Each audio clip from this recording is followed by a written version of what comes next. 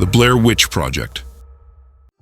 In the heart of the dense, dark woods of Burkittsville, Maryland, lies a tale that has haunted the locals for generations. It's a story whispered around campfires, passed down from parent to child, a story of a malevolent force that dwells within the woods. It was in the late 90s that a group of 3 college students, Heather, Mike, and Josh, ventured into these woods.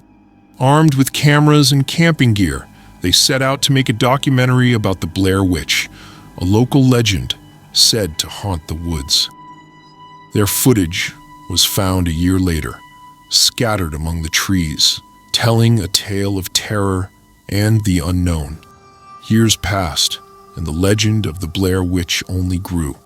Many attempted to enter the woods seeking answers, seeking adventure, but none returned the same. Some never returned at all. Among those drawn to the mystery of the woods was Sarah, a young filmmaker fascinated by the legend of the Blair Witch.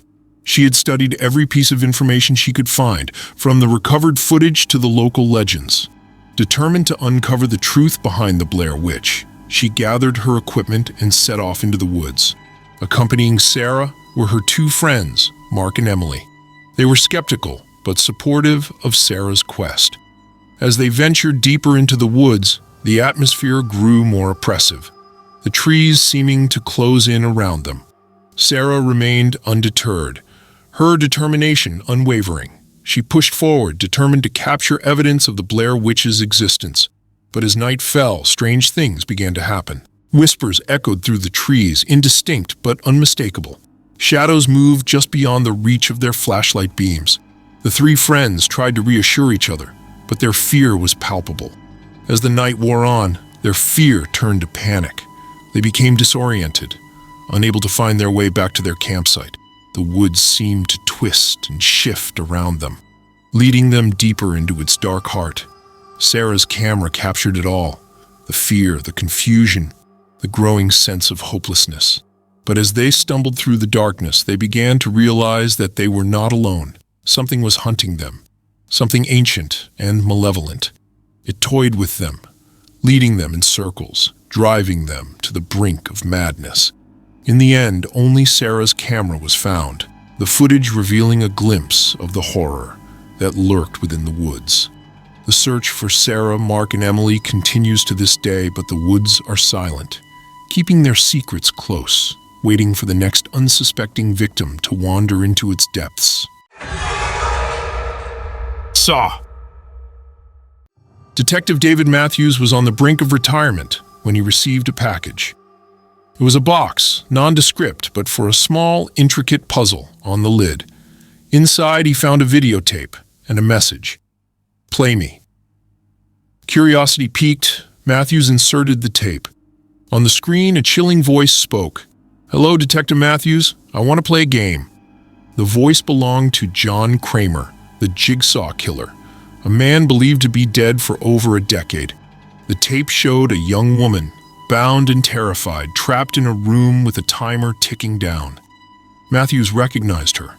She was the daughter of a man he had failed to save from a jigsaw trap years ago. The guilt washed over him as he realized that Jigsaw was back and he was targeting him.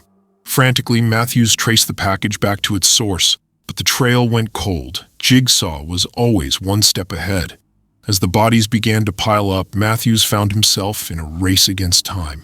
With the help of his former partner, Detective Allison Hoffman, he delved into the twisted mind of Jigsaw, trying to anticipate his next move.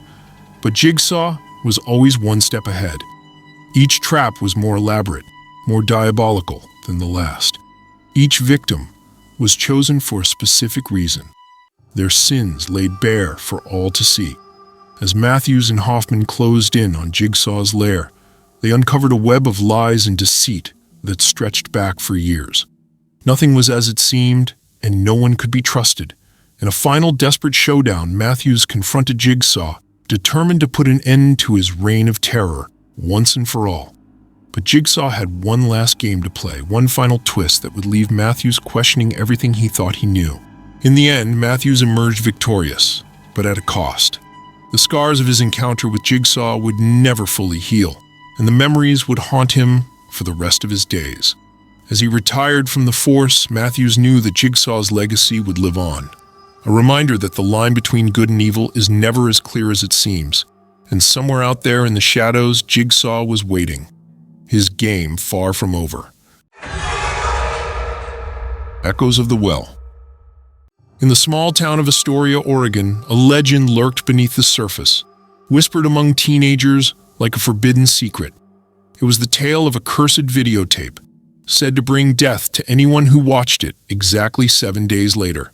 Rachel Keller, a journalist seeking a story to revive her career, stumbled upon this legend after the mysterious death of her niece, Katie. Katie and her friends had all died under inexplicable circumstances, exactly 1 week after watching a strange videotape at a remote cabin. Intrigued, Rachel delved deeper into the mystery, discovering the existence of the cursed videotape. Determined to uncover the truth, she tracked down the tape and watched it herself. The images were surreal and disturbing, a montage of seemingly unrelated scenes that left Rachel feeling unsettled. But as the tape ended, she received a chilling phone call. A voice whispered, 7 days. Rachel knew she had stumbled onto something far more sinister than she had imagined. Racing against time, she enlisted the help of her ex-boyfriend, Noah, a video analyst, to unravel the mystery of the cursed videotape. Their investigation led them to a young girl named Samara, who had been adopted by Katie's family years earlier. Samara had a troubled past, marked by strange and violent behavior. As Rachel and Noah dug deeper, they uncovered a dark secret hidden in Samara's past. Samara had possessed a disturbing power, the ability to project her thoughts and emotions onto videotape. Her adoptive parents had locked her away in a remote cabin, hoping to contain her dangerous abilities. But Samara's rage could not be contained. In a fit of anger, she had recorded her thoughts on a videotape, unwittingly cursing anyone who watched it to a fate worse than death. As Rachel and Noah raced to break the curse, they uncovered a series of clues hidden within the tape itself.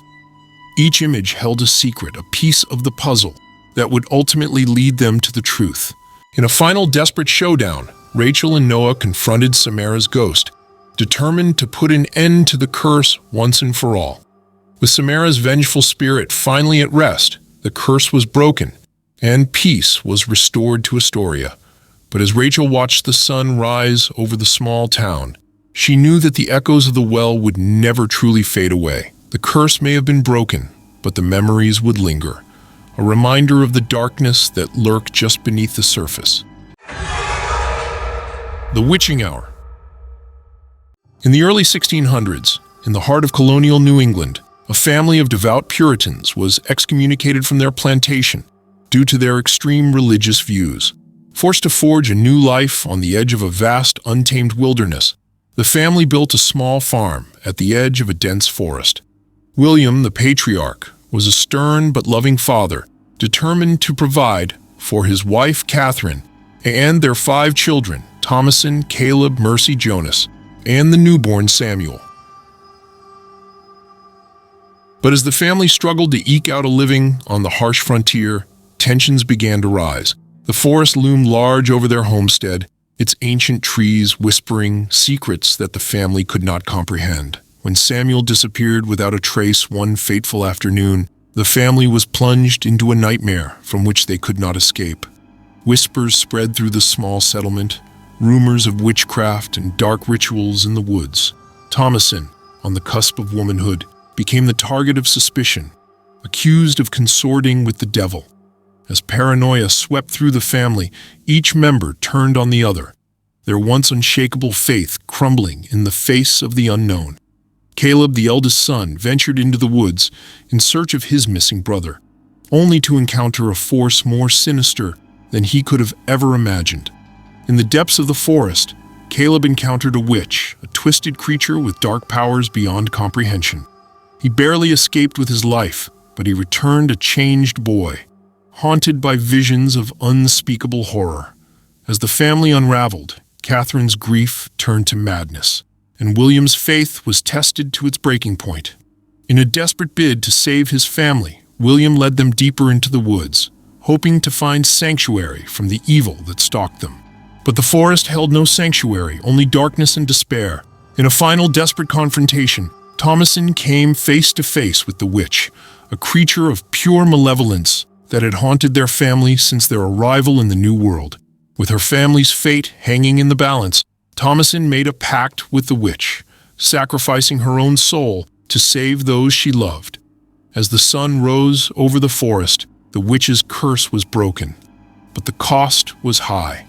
Alone in the wilderness, Thomasin watched as her family succumbed to the darkness, their bodies twisted and broken by the witch's curse. With nothing left but her own guilt and despair, she wandered into the forest, joining the witch's coven as they danced beneath the light of the moon. And as the years passed, the legend of the Witch of the Woods grew, a cautionary tale whispered among the settlers of New England. But for Thomasin, there was no redemption, only the endless darkness of the forest and the haunting echoes of the past. Echoes of evil. In 1971, the Perrin family moved into a secluded farmhouse in Harrisville, Rhode Island, hoping to start a new life in the peaceful countryside. But their dream home soon became a nightmare when they discovered that they were not alone.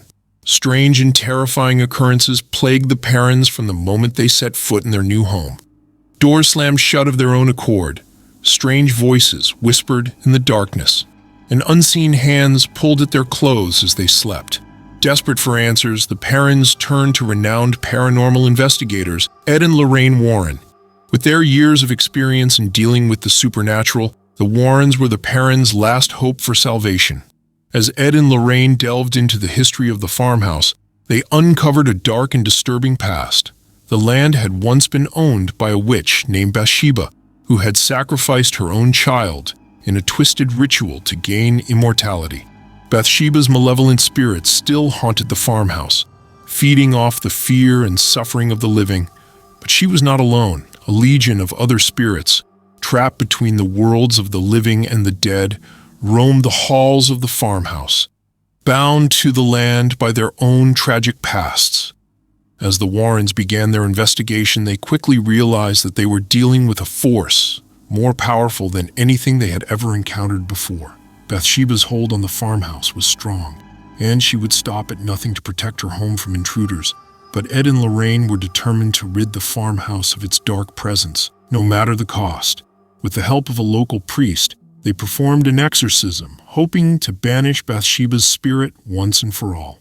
As they battled against the forces of evil, the Warrens faced their own demons. Lorraine, in particular, was haunted by visions of a dark entity that threatened to consume her soul.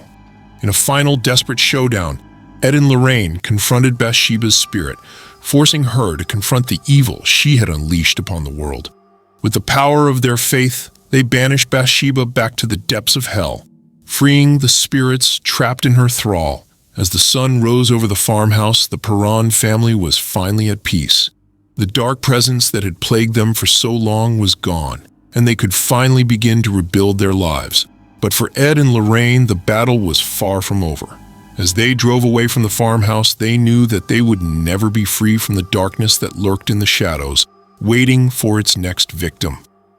But with their faith and their love for each other, they would face whatever came their way, knowing that they were not alone in the fight against evil.